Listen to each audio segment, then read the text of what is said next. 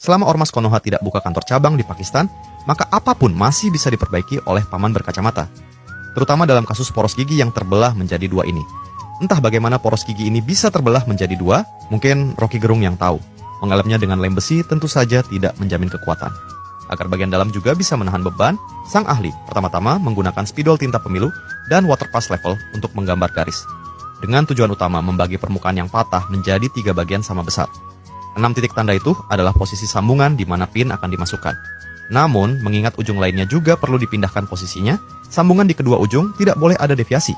Karena itu, sang ahli menandai prototipe di sisi luar sebagai preferensi untuk menghindari perubahan konsentrisitas.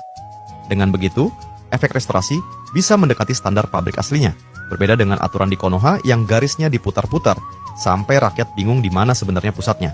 Paman yang cerdas juga mengukurnya dengan waterpass. Hanya dengan cara ini, posisi lubang bisa lurus, tidak melenceng seperti anggaran pejabat yang beloknya selalu ke kantong sendiri. Lubang ini merupakan kunci dari penyambungan roda gigi. Dalam proses ini, paman berkacamata tidak boleh lengah sedikit pun. Jika lengah, siap-siap alat paman berkacamata diangkut oleh Satpol PP karena tidak memiliki sertifikat SNI. Karena posisi lubang menentukan kekuatan sambungan, semua diameter lubang perlu diperbesar menggunakan bor besar. Inilah detail perbaikan dari sang ahli tingkat 8. Untuk memastikan posisi lubang dapat sepenuhnya disalin, sang ahli mengoleskan campuran mentega dan cat di tepi lubang hingga tertutup sepenuhnya. Kemudian ia menggunakan kapur tok untuk menandai sisi lainnya. Meskipun campuran mentega tidak memiliki daya rekat, selama bersentuhan langsung dengan bubuk tok, posisi lubang di sisi yang berlawanan bisa dicetak dengan cerdik.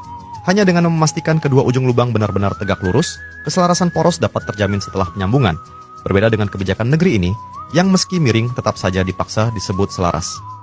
Dengan adanya cetakan ini, setelah menentukan titik pusat diameter dan kedalaman lubang sebelumnya, bisa dibandingkan. Lalu digunakan bor dengan ukuran berbeda untuk melakukan pengeboran. Namun, karena bengkel paman tidak memiliki pin sambungan yang sesuai, sang ahli mencari batang besi bekas berdasarkan data yang ada. Untuk memastikan batang besi tersebut pas ke dalam lubang, ia harus melakukan pemotongan dan penghalusan sesuai dengan diameter lubang. Tidak seperti kebijakan pejabat yang dipaksakan masuk meski ukurannya jelas tidak pas. Setelah sang ahli berhasil membuat 6 pin, langkah selanjutnya adalah melakukan pemukulan manja pada pin tersebut hingga ke dasar lubang agar tidak ada rongga yang dapat mempengaruhi kekuatan sambungan. Dengan bantuan palu peninggalan zaman Majapahit, paman berkacamata berhasil membuat poros menjadi satu kesatuan. Tidak hanya sisinya yang sepenuhnya rata, bahkan celah di bagian bawah pun tidak terasa adanya anak tangga. Namun, mengingat celah pada penyambungan hanya bisa dilas pada permukaan, untuk memperbesar area penggalasan di kedua sisi, sang ahli harus menggunakan mata fries untuk membuat cuakan bevel sederhana.